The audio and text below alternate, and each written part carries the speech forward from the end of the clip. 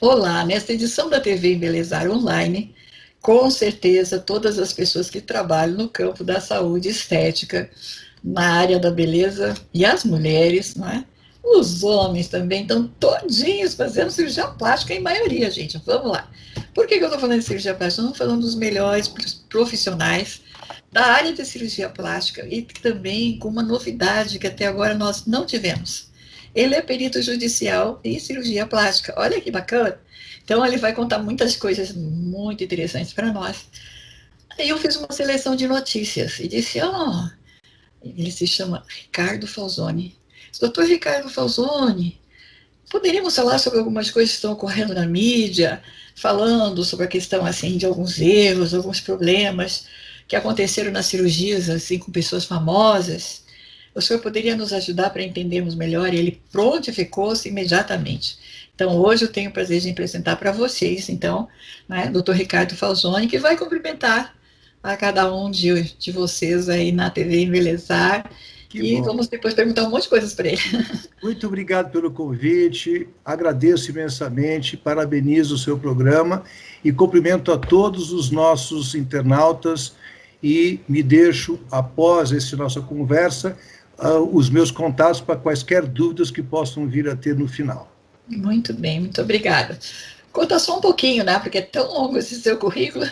O que o senhor quer destacar, assim, principalmente do momento na sua profissão? Vamos lá. Eu agradeço muito o convite de falar sobre a perícia médica, evidentemente, perícia no seu senso lato, perícia médica. E, na minha área específica de cirurgia plástica, é uma perícia um pouco diferente, porque entra uma subjetividade muito grande. Entra a beleza, e isso é individual. Resultados muito parecidos geram expectativas diferentes. Então, para isso, temos que mensurar a beleza, o que é muito difícil, porque como que vamos mensurar o subjetivo? Mas existe como? Existe um planejamento que a gente pode seguir dentro das perícias para poder, de um modo um pouco mais direto, objetivo, dizer se este caso ele andou de maneira correta ou não pela técnica. Eu deixo iniciar como é que eu virei um perito. Foi casualmente. Eu falo que a medicina, para mim, foram 3 contatos. O primeiro contato foi, evidentemente, ser médico. O segundo contato foi ser cirurgião plástico. Até então, minha vida era perfeitamente focada, mas preto e branco, eu dizia. Eu só fui descobrir que ela podia ser colorida quando eu atendi um juiz. Não sabia que era um juiz. Era um atendimento não estético, reparador, doutor Haroldo.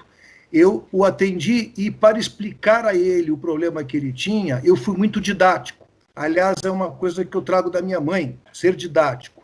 Dei aula em cursinho quando estava na faculdade. Então, a chamar a atenção e ser didático é algo que nasceu comigo. E eu explicando a este juiz o que ele tinha, ele chamou a atenção de que eu sabia explicar direito para o leigo.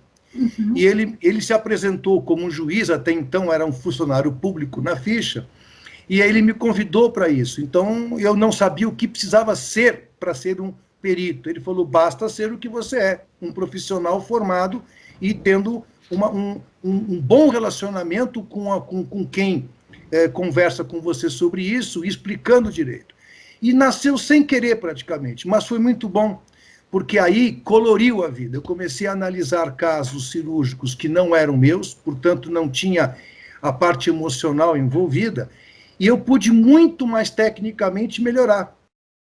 A partir de um momento que eu fiz algumas perícias, eu percebi que os pacientes tinham dúvidas que os meus poderiam também ter. Então, eu fiquei melhor médico depois de ser perito.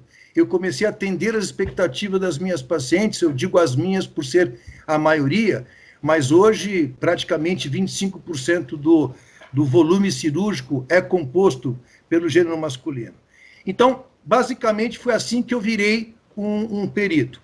Antes disso, eu sou formado pela Escola Paulista, minha grande escola, e nela eu fiz a cirurgia geral, nela eu fiz a cirurgia plástica, e através dela eu galguei o plano mais alto da Sociedade Brasileira de Cirurgia Plástica, que é ser um membro titular.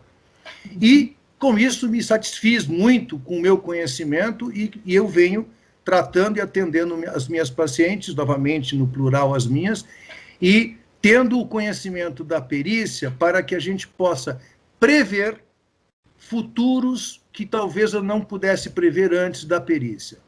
Compreendeu, Certo. querida? Eu compreendi, está excelente. Só não me recordo as datas, mas mais ou menos quanto tempo mesmo que o senhor é cirurgião, porque é um bom tempo. Eu me formei em medicina em 84, certo. Em cirurgia geral 86, em cirurgia plástica 89, e desde de 90 eu faço uma carreira solo em cirurgia plástica. Então é bastante tempo, né, gente? Isso. Bonito. Agora, tem um detalhe, assim, como eu fiz na introdução, nossa, como tem gente famosa que realmente, né, o que está mostrando pelas fotos foram prejudicadas, não é? Infelizmente, me parece que até foram casos assim repetidos em algumas, né, digamos assim, pessoas que estavam buscando, são famosas, enfim, quer dizer, foi mais ou menos uma sequência, né? E reclamam, vai na polícia, vai na justiça, vai não sei o quê, vai no PROCON, e o indivíduo continua com o consultório aberto e fazendo as mesmas coisas horrorosas. Então, isso eu acho que é uma coisa muito grave, porque, que eu saiba, né, por todos os meus estudos, né, a pessoa, quando faz alguma coisa em relação a prejuízo da saúde da outra, ela comete um crime de direitos humanos, né? A saúde é um patrimônio inafiançável, né, intangível, enfim.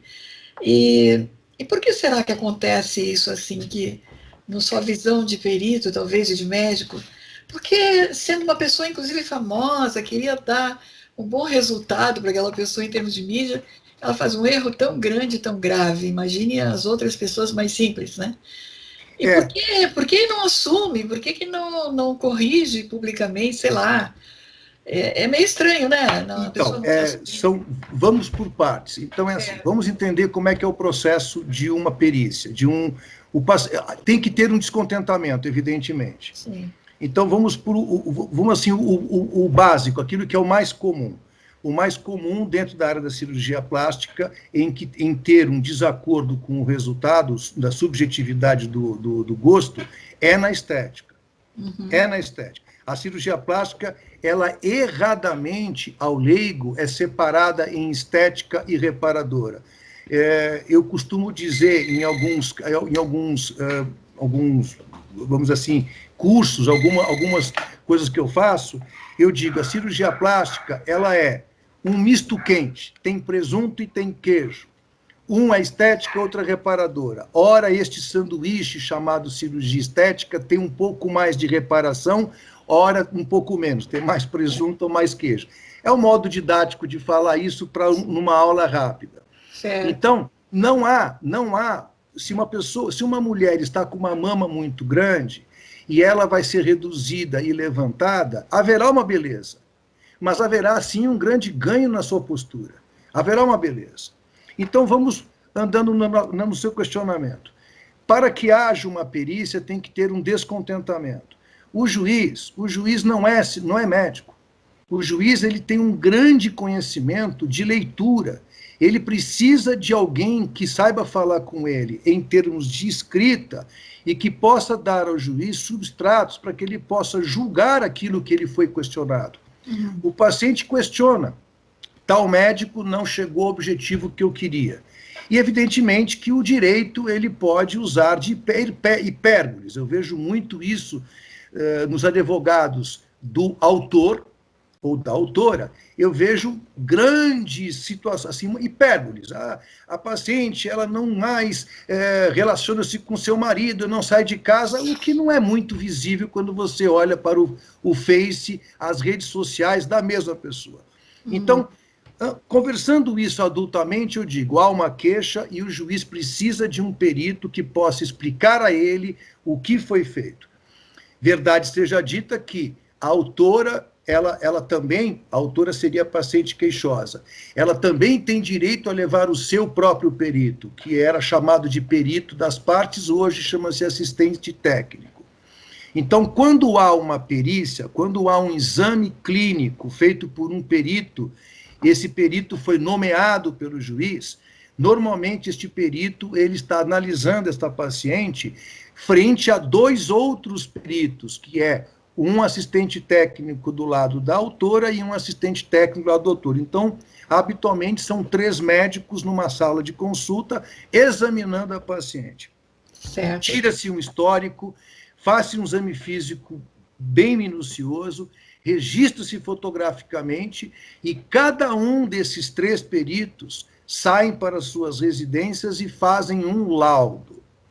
E esses 3 laudos são lidos e confrontados pelo juízo. O laudo do perito oficial que o juiz nomeou tem um peso maior. Ele nomeou uma pessoa que ele conhece, que ele tem um conhecimento técnico sobre o caso.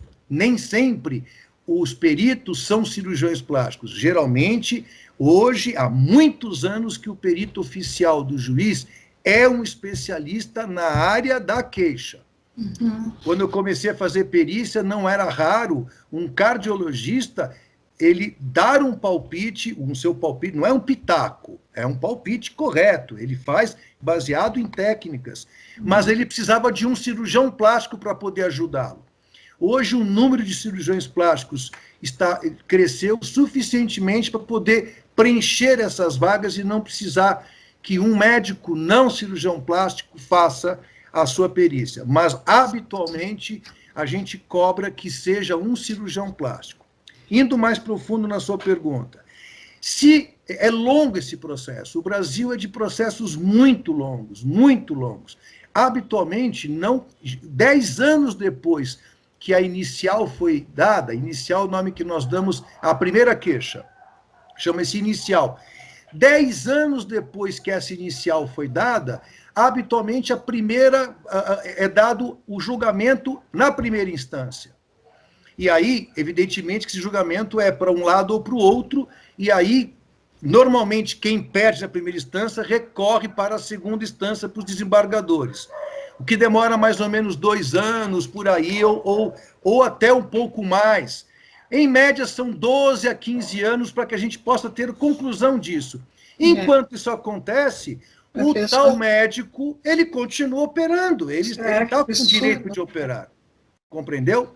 Agora, tem umas fotos que realmente, né, a gente não precisa nem ser especialista para ver que é um absurdo. Perfeitamente, né? Bem. Tem fotos que falam impossível, é impossível. Até a última foto que eu enviei para os senhores aí, quer dizer, a mulher foi fazer uma cirurgia das nádegas e ficou com as coisas tudo penduradas aqui. O que é aquilo? Quer dizer, eu acho que o profissional devia ter... Eu posso dizer uma coisa bem vulgar? Ele devia ter vergonha na cara, né? Porque está vendo ali a coisa mal feita. E ainda vai querer bater pé, que é assim mesmo, quer dizer, evidentemente, eu acho que tem uma responsabilidade muito grande quando o indivíduo, eu acho que é um problema até mental, psicológico, sei lá o quê, com certeza. Não reconhecer uma coisa que ele está trazendo de dano tão grande. Agora, sinceramente, também eu vou fazer uma crítica aqui à sociedade dos médicos, né, cirurgiões plásticos, porque se a gente que é leiga, olha, está vendo que é uma coisa tão absurda, porque é que eles também já não tomam uma atitude imediata. Não cabe a eles, não cabe a gente. Mas teria que ter uma fiscalização maior, né? Existe a fiscalização, mas ela não tem este poder. Não tem este poder. Eu conheço cirurgiões plásticos que dizem ser cirurgiões plásticos, que até já foram caçados pelo CREMESP. Caçados, mas acontece que eles entram com os seus próprios advogados e eles, de alguma forma, de algum espaço dentro da lei, eles voltam a operar, porque a expulsão de um médico, o CREMESP, falar que o médico não é mais médico, é em casos extremamente específicos. Eu acho que isso tem que ser feito, senão vira terra de ninguém. Compreendeu? Mas no momento quem está na terra de ninguém são os consumidores, né? Porque a pessoa paga caro. Aí ela está lá na evidência, né? Tem fotos ali que a gente está olhando, eu não estou olhando como profissional, estou falando do que está na matéria, né? Na reportagem. A foto está nítida, né? E aí como se faz, né? Mas a foto fala. o caso, ela mostra um caso, mas não conta a dinâmica deste caso. Não raramente, nós estamos diante de fotos de pré e pós que tem um histórico que o médico não tem culpa. Vou dar rapidamente um exemplo. Eu não estou defendendo o médico, eu estou defendendo a verdade. A verdade. Porque se um paciente, a cirurgia plástica, não termina na sala de cirurgia, naquele momento, o médico terminou o seu tratamento operacional. Pós-operatório, então, que é de importância praticamente absoluta do paciente. Então, se um professor dá uma aula, equivale a um médico fazer uma cirurgia, numa analogia simples. Então, se a aula for dada, tem que haver um estudo em casa. O paciente, ele paga, evidentemente, que ele também paga um curso. Mas se ele não for na aula, a nota não vai ser boa. Então, ele tem que estar presente nos pós-operatórios, ele tem que seguir a risca o que o médico fala. O pós-operatório é um caminho diferente em cada paciente. Então, não defendendo exclusivamente o médico, mas eu entendo muitos maus resultados em que o médico fez direito na sala de cirurgia. Aonde está o caminho para que nós possamos julgar, ou pelo menos analisar melhor? Isso eu bato numa tecla muito forte. A cirurgia tem que ser filmada, ela tem que ser fotografada, concordo, né? Mas não há a menor lei para isso, não há a menor lei, não há um interesse bilateral para que isso aconteça. Não existe termos de consentimento onde o paciente ele exige que seja filmado. Sim. Não sei nem se isso seria legal ou não, mas se é de comum acordo das partes, por que não? Eu creio que o senhor encontrou a solução mais correta, sinceramente. Eu acho que é o melhor caminho para que o juiz, já que o nosso tema é a perícia, para que o juiz tenha substratos, porque vamos dizer que alguém colocou uma prótese de mama e na sala de cirurgia ela foi perfeita, impecável, um resultado fotográfico imediato. Nós chamamos de pós-operatório imediato, POI. Neste momento, o cirurgião fez o seu serviço e ele registra fotograficamente. Mas vamos dizer que a paciente não usou o sutiã adequado, tirou o sutiã para mostrar numa rede social com menos de 24 horas, vai na casa da vizinha, a vizinha é louca para ver aquilo, convence ela de olhar um pouquinho, e isto, digamos que houve algum movimento, alguma coisa que o paciente não tem a noção de que aquele pequeno movimento vai repercutir semanas lá na frente. Se você plantou uma plantinha e esbarrou nela, essa plantinha pode voltar para o lugar, você ajeita no vaso, mas você pode ter feito um mal futuro nela. Biologia não é matemática. Na medicina, 2 e 2, às vezes dá 4. Mas eu acho que para tirar a dúvida e essas fotos que são realmente assustadoras, é interessante mostrar quando nasceu a cirurgia, no momento em que terminou. Então, eu gostaria muito, e é esses programas que a gente faz, eu agradeço mais uma vez a sua entrevista para comigo, de fazer com que os cirurgiões que vão me escutar, que façam as fotografias dos seus casos, porque é isto que ele prometeu, aquele final de resultado, não o final depois de meses. Sim, é isso. Mas aí quando o senhor também está colocando, né, o senhor está fazendo a visão do médico, fazendo a visão da pessoa leiga, certo? Não estou defendendo ninguém, quer dizer, nós são em 2 papéis aqui. Exatamente. Né? Então, não, eu acho que é a única forma de encontrarmos um consenso e a pessoa leiga entender também, não é? Como o senhor começa disse, antes, começa na consulta. Sim, o senhor está dizendo que tem um pós-operatório, eu concordo, inclusive. Exato. Os bons, eu vou dizer de novo, né? Cirurgiões plásticos ou cirurgiões gerais têm dentro da sua infraestrutura os profissionais para esse fim, de fazer o pós-operatório, né? Agora, tem uns que não, larga aí, não dá nem sequer uma prescrição, como o senhor acabou de falar. Perfeitamente. Pode a isso, esses médicos que pecam nisso, a medicina é baseada em três pilares, né, no sentido de investigações. É a imperícia, a imprudência e a negligência. Sim. Então, em algum desse tripé, se não cuidar de um desses pilares, vai escorregar. Vai escorregar ou vai contar com a sorte? Porque se a água afoga e a gente nada, temos que ter critério. Se o fogo queima e nós cozinhamos, tem que ter critério. Se o carro bate e nós dirigimos, tem que ter critério. E se o avião, que não é um passarinho, cai, temos que ter critério em qual companhia aérea, em qual carro que a gente entra, em qual rio que nós vamos nadar e vamos cozinhar com gás do lado. Então, o risco se corre desde o começo. Agora, eu acho que é uma questão da pessoa se... Perdão, eu acho que é uma questão do, em primeiro lugar, do profissional se respeitar. Perfeitamente. Né? Eu, por exemplo, na minha simplicidade... Respeitar o seu paciente. Há de se respeitá-lo depois o paciente. Primeiro ele tem que se dar o respeito, né? Eu acho assim. Então, por exemplo, na nossa modéstia aqui, tudo foi explicado ao vivo e a cores, nos mínimos detalhes, né? Então, a gente se deu o nosso respeito. É assim que vai ser, certo? Tem uma modalidade, tem que ter isso, tem que ter tudo direitinho. Agora, quer pegar a cirurgia plástica, mas não explica o que pode ocorrer, né? Como que tem que manter, nada. E não tem um serviço pós-operatório. Eu acho que qualquer que se faça, me perdoem todos, mas eu vou ter que falar do lado da pessoa que é frágil, né? A gente está fazendo uma cirurgia, a gente está confiando, a gente está entregando a alma da gente lá. A gente está anestesiado, não sabe se o cara está fazendo certo ou errado. Se vai sair daí, o cara sai correndo para outra cirurgia e não tinha um assistente para dizer para a gente está prescrito aqui, ó. Só tem que fazer isso, aquilo outro. Eu quero que todas as pessoas que tenham prescrição pós-cirurgia escrita dos seus médicos façam o favor de mandar para nós e dizer eu tenho, entendeu? É uma coisa absurda, né? Por que eu estou lhe falando isso?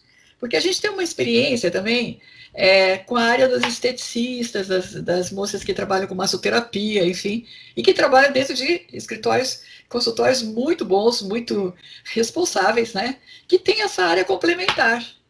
Agora, a maior parte não tem. Né? E ainda não tem aquilo que eu estou dizendo, né? Não tem uma prescrição que o senhor está falando, quer dizer, faça isso, tem que, não pode, não ter cuidado com não sei o quê. Ah, tem que usar uma cinta não sei das quantas.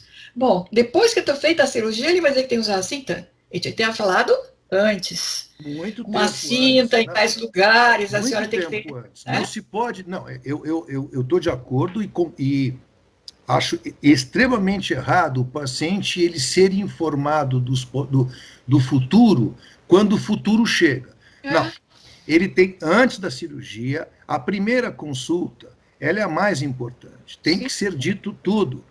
E, basicamente, acontece assim, a primeira consulta onde há o encontro do cirurgião com o seu cliente, onde tem que haver um entendimento entre os dois, da onde se pode chegar. O médico, obviamente, que é a pessoa mais técnica, tem que saber o tamanho até onde ele pode agir naquele corpo, naqueles tecidos, e tem que deixar bem claro ao seu paciente aonde ele vai chegar. Isso é muito importante. E o paciente ele tem que ter a sua humildade no sentido de entender os limites do próprio corpo, da mesma forma que nós temos uma humildade quando somos alunos na escola, de saber que o meu amigo da esquerda ele é um gênio em matemática, mas eu sou melhor do que ele em português. Então, nós temos que entender os nossos limites e ser humilde quando estão pedindo um limite nosso que não chegará lá. Então, vou dar um exemplo que a gente sempre brinca. Não existe entre bruxa e saia Xuxa. Isso não existe. A mídia pode fazer isso, mas não o próprio cirurgião. E é no começo em que ele tem que ser claro com o seu paciente para que este paciente saiba aonde vai chegar, aonde vai chegar. E, segundo, operar de maneira correta, registrar a sua cirurgia. Aliás, um pouco antes de operar, existe, dentro das leis da cirurgia plástica e da medicina em si, os termos. A turma fala contrato, mas não é um contrato, são termos. Esses termos têm que ser extremamente precisos, individualizados e não termos OAS, que é um termo genérico, parecendo passagem de avião que fala igual para todo mundo. Tem que ser individualizado, pois se cada paciente tem uma impressão digital diferente, ele tem que ter o seu termo digital, o seu termo diferente. digitalizado. Além do que, se ele fez um pré-cirúrgico, ele tem todos os exames que são diferentes de um paciente para o outro, né? Lógico, lógico. Você está dizendo uma coisa que não deu para entender, por que não fez uma pré-análise, né? Se tinha condição ou não. Mesmo com exames parecidos, nós temos corpos diferentes, com resultados diferentes. A honestidade da relação médico-paciente tem que acontecer e não se pode ultrapassar os limites de um lado e do outro. O médico não pode prometer o que não vai acontecer, não pode, porque ele vai ser lembrado desta promessa, e isso é criminoso numa relação médico-paciente, e invariavelmente, quando há uma inicial, que eu vejo uma autora questionando frente ao juiz o seu resultado e o seu profissional, normalmente, muitas vezes, para dizer que é a maioria, houve uma promessa. Houve uma promessa que não foi conquistada. Então, não se pode prometer, meu Deus do céu, você só pode prometer que 2 e 2 é 4. Não pode prometer que vai chover no Natal ou não vai chover no Natal. Agora, eu tenho estou quase assim, adiantando, né, um pouco, porque a aula está ótima. Muito obrigado. As pessoas não diferenciam o que é cirurgia limpa e cirurgia suja, né? E muitas vezes elas são feitas associadas, quer dizer, faz uma cirurgia, sei lá, que poderia ter riscos até no cuidado dela, de vesícula, uma hipótese, né, que é uma cirurgia que vai ter uma série de resultados de cuidados e automaticamente vai fechar como uma cirurgia plástica. Quer dizer, teria que ter drenado uma e a outra tinha que ficar... Então, eu vejo que tem coisas que estão associadas que, decididamente, o paciente não morre porque Deus não quer, né? Nesse ponto, né, exatamente neste ponto, é muito importante que o médico seja informado. Não é raro uma cirurgia de retirada da vesícula, a gente chama de colestectomia, o paciente aproveitar que está internado para isso, querer fazer uma cirurgia estética.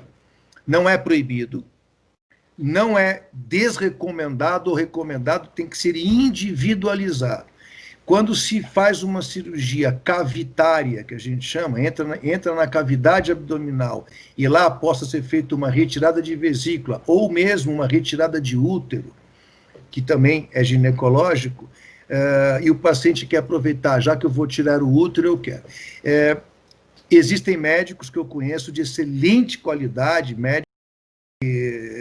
eu vejo a qualidade deles e segui muito no passado, e que achavam isso perfeitamente normal, essa união.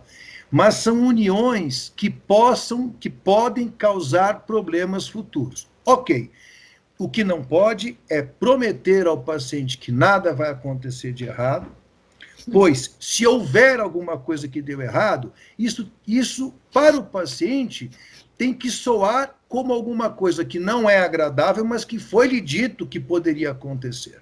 E aí mas eu, particularmente, agora é Ricardo Falzoni, eu não gosto de associar cirurgias de cavidade com cirurgias de plano musculares, traduzindo isso aos leigos. Eu não acho, não é que eu não acho correto, na minha equipe, eu não uno cirurgias de retirada de útero ou cirurgias ginecológicas juntamente com cirurgias plásticas do ponto de vista estético, mesmo que sejam feitas por equipes diferentes e mudando toda os campos, os materiais. O paciente não mudou e a sala não mudou. Eu acredito que isso é invadir o bom senso da minha visão médica. Isso é particularmente meu, não tem nada a ver com as perícias. Isso é minha opinião. Quando a gente tem um pouco de noção de enfermagem também, a gente vê muitos erros, assim, que, obviamente, né? Sim. Bom, mas, doutor, tem uma coisa que também me chamou muita atenção, assim.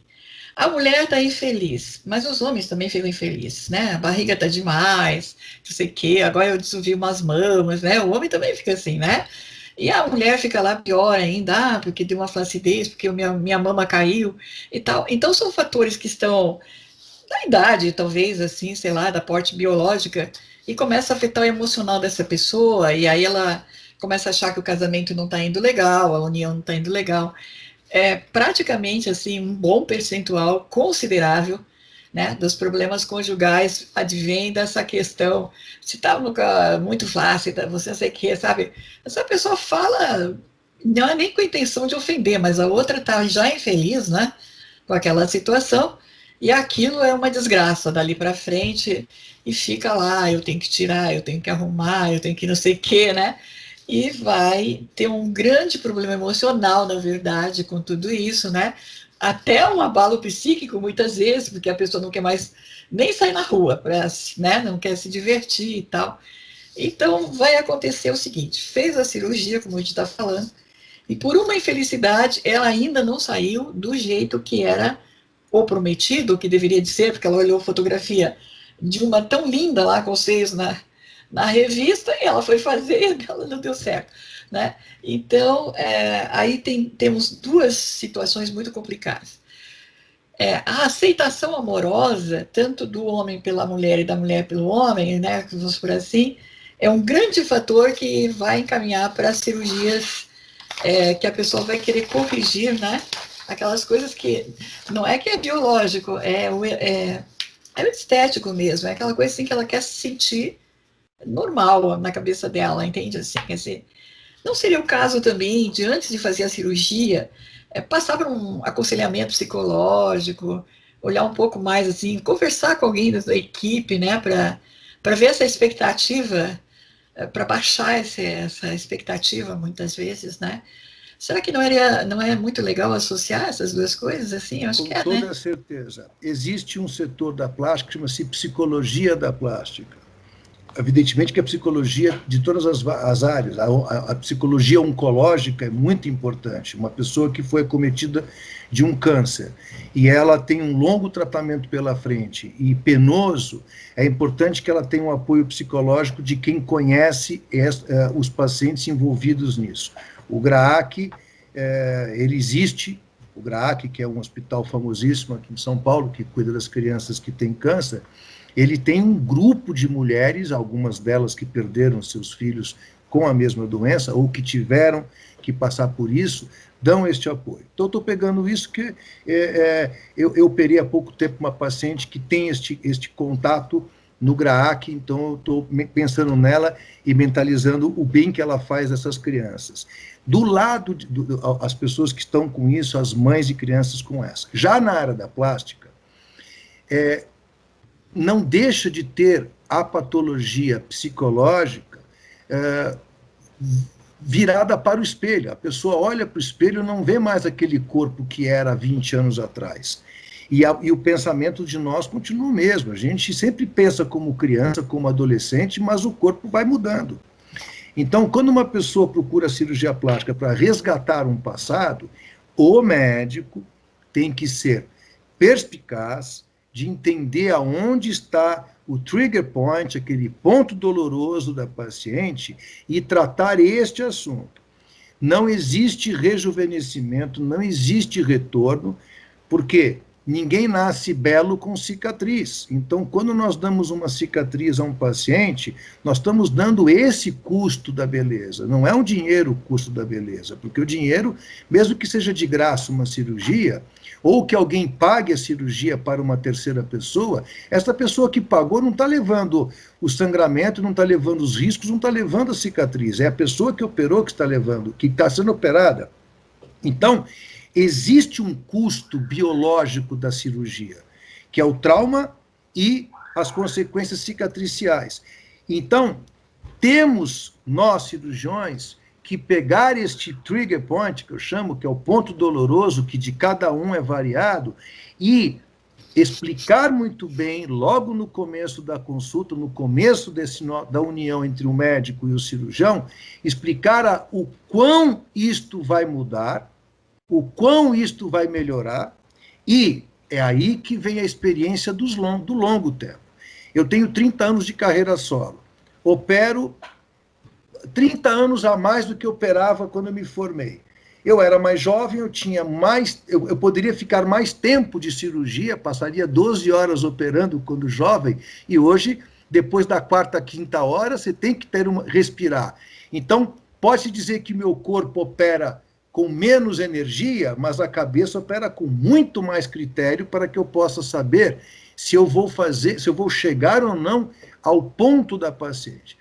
O que não pode é um cirurgião, isso eu digo aos 4 cantos do mundo, é olhar o seu paciente como uma conta bancária. Quem faz isso não está no caminho certo. Tem que olhar ao paciente para a melhora dele que possa vir, ela tem que vir com todos esses custos biológicos e não monetários, os custos biológicos. Eu conheço amigos que não são médicos, são amigos do colégio, que chegam para mim e dizem, se a minha mulher tiver uma cicatriz, eu não vou gostar. Ele não quer a cicatriz, ele não gosta da cicatriz, ele se sente mal de olhar uma cicatriz. E a mulher quer a cirurgia. Então, temos que tem um problema entre os dois que tem que ser solucionado antes de haver a cirurgia. A honestidade do médico frente ao problema do seu paciente é primordial, reta, e não pode ser de modo algum curva. Não pode. Tem que ser uma honestidade direta e reta. Eu sei que eu posso fazer este benefício ao paciente, ele tem que ser mensurado em palavras, para o entendimento de cada nível socioeconômico. Se é uma faxineira na minha sala ou é uma juíza, e já entrou esses dois na minha sala, eu tenho que fazer chegar ao ouvido dessas duas entidades da maneira que eles entendam o que vai acontecer. E muitas vezes o juiz não entende tão bem quanto a faxineira. É curioso isso, é curioso. A pessoa não fala linguagem jurídica daí.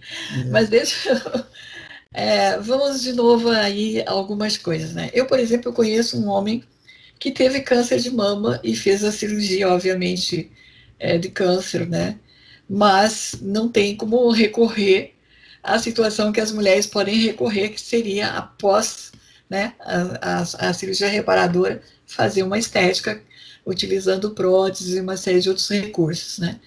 Eu não sei elencar aqui no momento, e deixaria para o senhor nos dizer o que é mais comum nos homens e nas mulheres que seja a cirurgia reparadora e que após dá para complementar, digamos, com uma cirurgia estética num sentido de não ficar assim com aquele trauma todo, né? Como é o caso das mamas, né? Para as mulheres é meio dramático, assim, né? E eu percebi que um homem também fica meio traumatizado. É humano.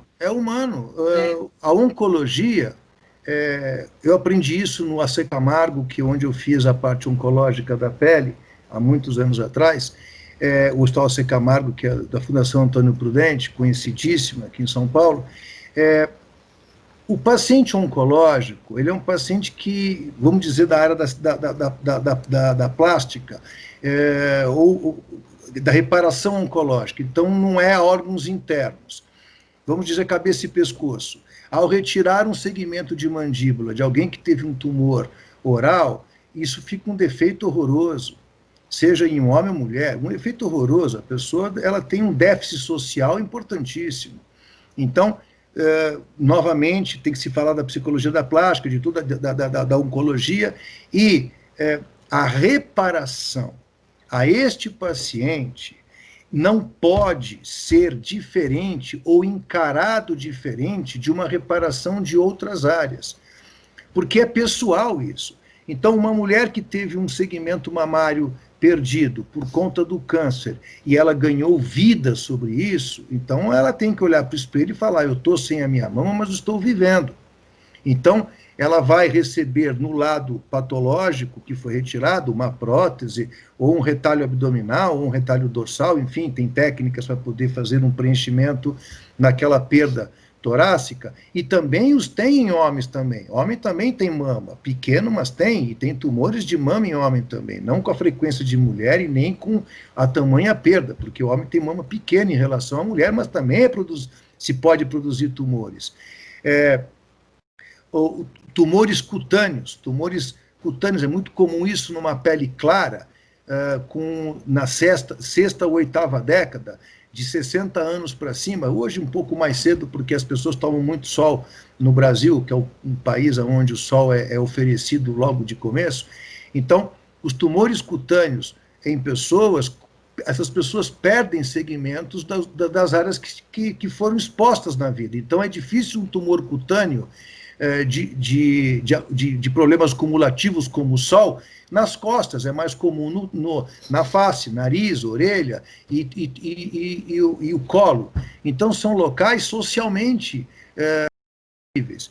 Então, a reparação deste tipo de problema não foge em nada, numa simples colocação de prótese de mama numa menina de 23 anos que não tem como se relacionar com uma pessoa. O problema da cabeça é o mesmo entre eles. Eu estou socialmente com um déficit e quero melhorá-lo. E o plástico, o cirurgião plástico, não pode discriminar um do outro. Não, este aqui tem um câncer, tem que estar contente por estar vivo, então ele tem que aceitar uma reconstrução inferior. Muito pelo contrário. Porque ele não pediu para ter aquele tumor. Ele não pediu aquilo, ele teve aquilo como se fosse uma escolha aleatória, e ele tem um déficit, ele tem um problema de propriocepção, é um nome na medicina de você se conhecer. Quando você se olha para o espelho, você se reconhece. Por quê? Você tem uma propriocepção, aquela pessoa sou eu. Agora, se a pessoa ela passou 40 anos da vida tendo um problema, a cara dela normal, e por alguma razão ela teve um prejuízo, ela vai ter que se apresentar a si próprio todos os dias que olha para o espelho. Isso chama-se propriocepção. Compreende? Entre outras coisas, que eu sei que os médicos vão me escutar e falar, doutor, propriocepção é muito mais do que isso, eu sei disso, mas especificamente na área que eu estou falando. Nós estamos falando para pessoas leigas, eles também têm que entender Exato. Isso, né? Então resumindo... O senhor está sendo sábio. Muito obrigado. Resumindo, nós não podemos discriminar a pessoa que teve um tumor e achar que porque ela está viva, ela tem que aceitar os defeitos.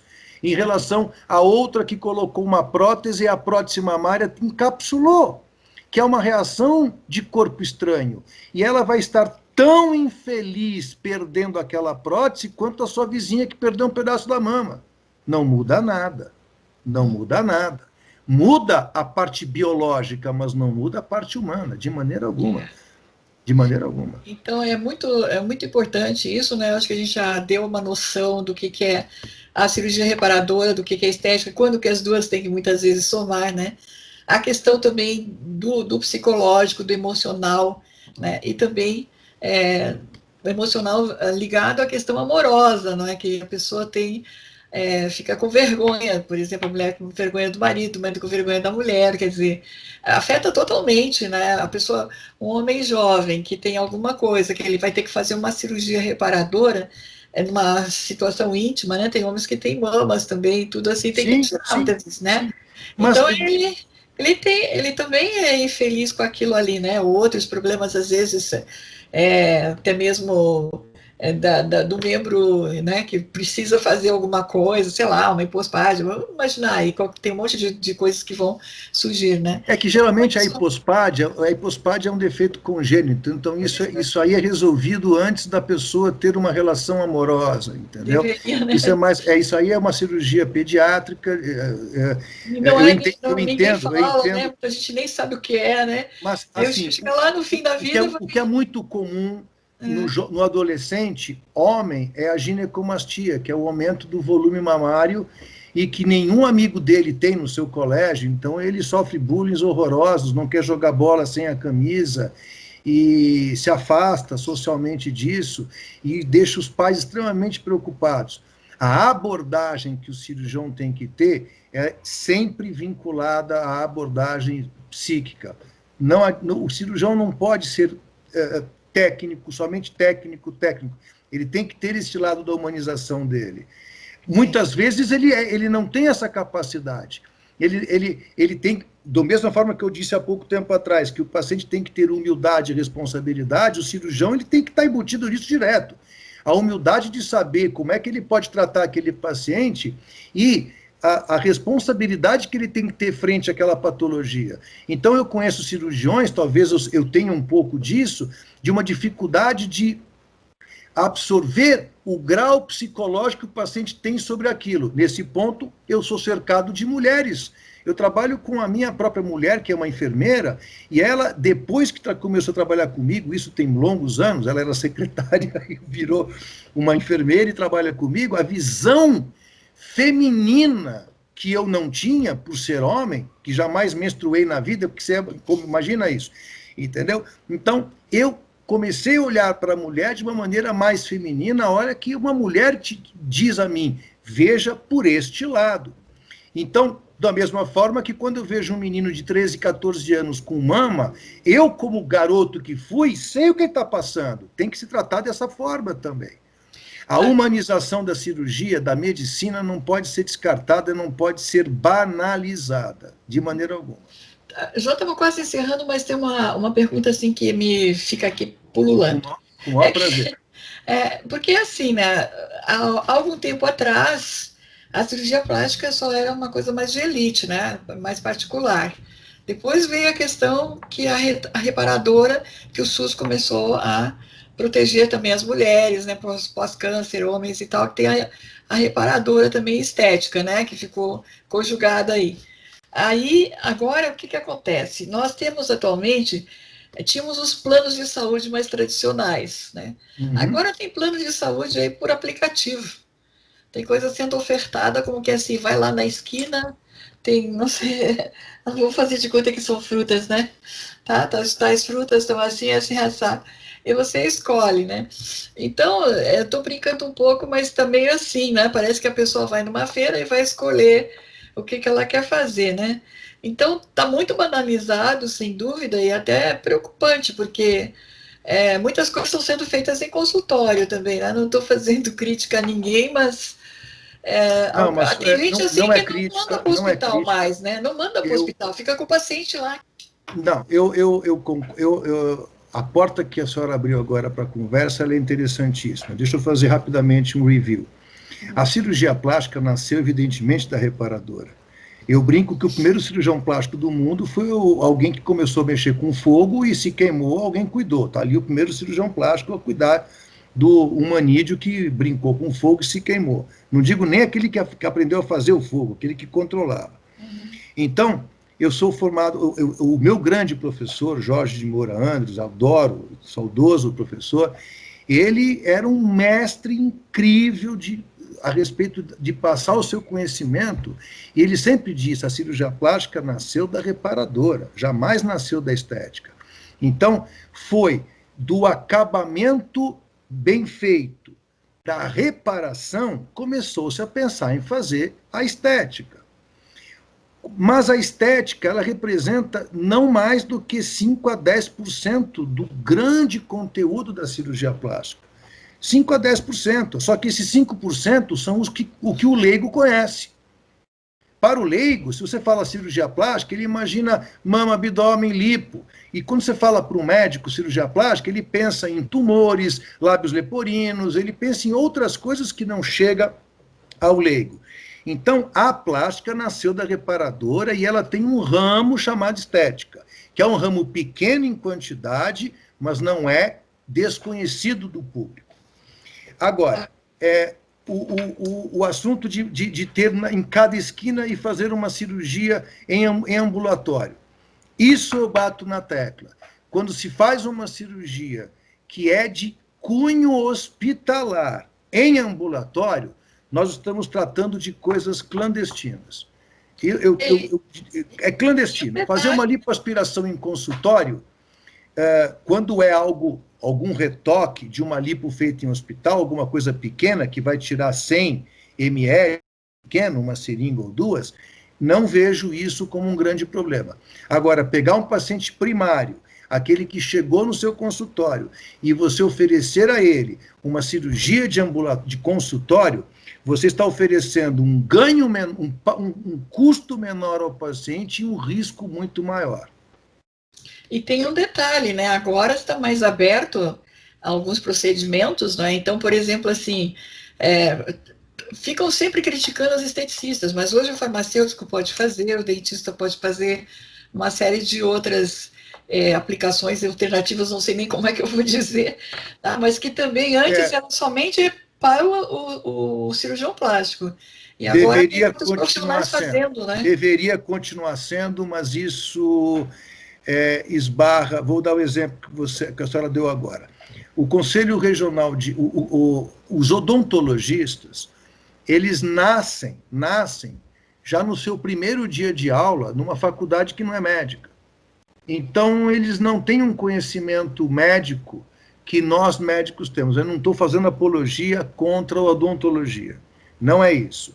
Mas eu digo assim, o conhecimento do odontologista a respeito do paciente é menor do que o médico. Mas eles têm umas leis paralelas. Eles têm leis deles. Nós, da medicina, não podemos fazer aquele consultório do lado que é de odontologia, que anda fazendo algo que não é recomendado. Ele tem que ter o seu conselho para impedi-lo. E nós não podemos fazer isso. Não temos como. É difícil para o Conselho Regional de Medicina controlar os próprios médicos que fazem procedimentos no consultório. Imagine os odontologistas. E olha que eu estou dizendo, odontologia, que é um ramo muito perto da medicina. O que nós falaríamos querida, se a gente for falar, vai ficar assustado, que é uma quantidade grande de profissões que invadem esta área como se fosse algo fácil. E não é fácil, porque não se pode tratar alguém sem saber o que fazer se der algum problema. Você tem que saber agir quando tem alguma intercorrência. É aí que está, né? Então, só sei que está assim, uma confusão bastante grande, a gente está acompanhando, né? Tem profissionais que mandam para a gente e tal. E, por exemplo, o pessoal da farmácia ganhou várias coisas judiciais, assim, que estão podendo fazer alguns procedimentos, não sei quantos, né? Mas é impressionante, porque depois a gente fica... A área da estética, ela virou uma terra um tanto quanto sem xerife. Porque eles fazem aqueles preenchimentos, essas coisas todas. Aí divulgam, fazem 10, fica bom 2, divulgam os 2 em redes sociais e não falam dos 8 que deu problema. Mas é aí que entra o nosso assunto. Os pacientes que forem maltratados por isso devem entrar com ação, o juiz tem que chamar um perito e é aí que o profissional responda pelo que fez. É isso, tem que ser feito. Há de ter um controle, não ficar essa terra sem xerife. Gostei dessa aí, terra sem xerife. Olha, eu aprendi bastante, achei legal, assim, o senhor conseguiu passar de forma bem simplificada para as pessoas entenderem o que fazer, o que não fazer, o que está certo, o que está errado, e a importância, não é, de entrar com a perícia. Existem alguns escritórios de advocacia que são muito falhos, não é, também. A gente tem casos e exemplos aqui que não exigiram o assistente técnico para o cliente, né, uma série de outras coisas são irregularidades, e que até eu fiquei sabendo que podem ser anulados todos os processos, e pode ter até ação por danos contra a advocacia, contra o próprio Estado, né, que está permitindo coisas que estão fora do contexto. Não é raro eu entrar numa perícia e a própria autora, que é a quem ela estimula o juízo percebe que ela está descontente, o juízo chama um cirurgião plástico da sua confiança, e o réu, o médico, ele também chama o seu assistente. Não é raro a autora ir para a perícia e ela olhar para um médico e falar, mas o que está fazendo esse rapaz aqui? E o perito fala, o seu advogado teria que ter dito à senhora que a senhora poderia ter trazido alguém. Muitíssimo comum o advogado não orientar adequadamente a sua cliente, o que é ruim para a área da advocacia. Então eu recebi, até estou aproveitando o momento, porque tem uma pessoa que é muito especialista também, né? Agora vai ter que ter perícia de advocacia também, pelo jeito, né? Então, eles dizem que tudo pode ser anulado, inclusive assim pode ser considerado um erro do Estado, porque o juiz também não devia dizer assim, cadê seu assistente técnico? Não tem aqui? A senhora não estava acompanhada? Então tem que voltar tudo para o zero. Então houve um erro também do juiz nesse aspecto, não só das advocacias. Tem que dar a mesma chance a todos os lados. Então, a defesa tem que ser igual para os dois lados, sem dúvida nenhuma. Olha, eu achei espetacular essa entrevista, né? Fico feliz. Estava querendo saber o que esse perito judicial tinha para dizer dessa história, porque a gente conhece bastante, né, desse mercado, tem atuado bastante, fazendo eventos. Na verdade, as primeiras entidades de estética, né, que o nosso querido Pitangui né, foi o primeiro a dar força para os esteticistas, né, fazia aqueles eventos, aquelas coisas todas, né, E a gente sem ele o Brasil não chegaria onde chegou em plástica. Absolutamente verdadeiro. Então, eu falo muito do meu professor, adoro ele, professor Jorge Moura Andos, eu não seria o que eu sou se não fosse o professor Jorge e a Escola Paulista, mas é inegável a contribuição do professor Pitangui, e eu tenho uma frase dele que eu vou terminar com ela, eu uso essa frase e está no meu site. O cirurgião plástico trabalha dentro de rígidos limites e não tem a liberdade criativa de um escultor. E ainda está sujeito às leis da natureza. Que lindo! Mas era fã dele, assim, né? Nós fizemos muito trabalhos, né? Com esteticistas e tudo. Na verdade, eu tenho até os cadastros, né, do grupo todo, do instituto, que me foi concedido por pessoas que trabalharam e estudaram lá. Então, é realmente, assim, é uma área apaixonante. Eu gosto muito dela. E não tínhamos ainda tido oportunidade desse esclarecimento que o senhor trouxe agora à luz de ser um perito judicial nota 10, aí, pelo que está se percebendo. Obrigado. Estou muito grata. Obrigado pelo nota 10. A minha humildade não chega a isso. É verdade. Falou de forma simples, ficou inteligível, entendeu? Deu os recados todos que precisava, né? Eu acho que as áreas todas entenderam onde também estão falhando e vão ter que se corrigir, né? Porque são áreas interligadas. Enfim, eu estou muito grata, muito orgulhosa da sua entrevista e deixo, assim, mais alguma recomendação que queira fazer de site, livros, fique à vontade para falar com o nosso público aí.